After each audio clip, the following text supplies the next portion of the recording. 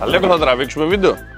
Δημήτρη, θα τραβήξουμε βίντεο, αλλά τώρα αυτή τη στιγμή έχουμε δουλειά. Πρέπει να είμαστε αφοσιωμένοι στο αντικείμενο που κάνουμε, γιατί πρέπει να πάμε να παραδώσουμε γρήγορα τα μαγαζιά τα εμπορεύματα. Μην μας καθυστερείς.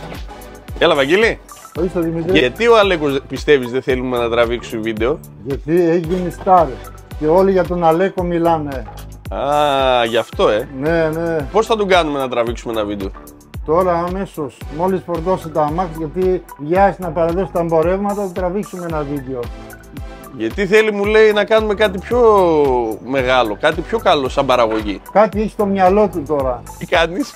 Ένα τείχος. Γιατί ρε Αλέκο κάνεις τείχος? Γιατί κάνεις τείχος? Έχει κάνουμε τείχος.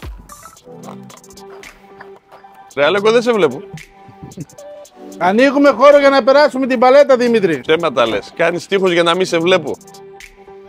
Σταυρό, γιατί ο Αλέκος λες δεν θέλει να κάνει βίντεο? Μάλλον γιατί θέλει να κάνει κάτι πιο εντυπωσιακό.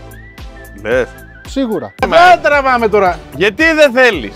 Δεν θα το φορτώσουμε. Τι να φορτώσεις?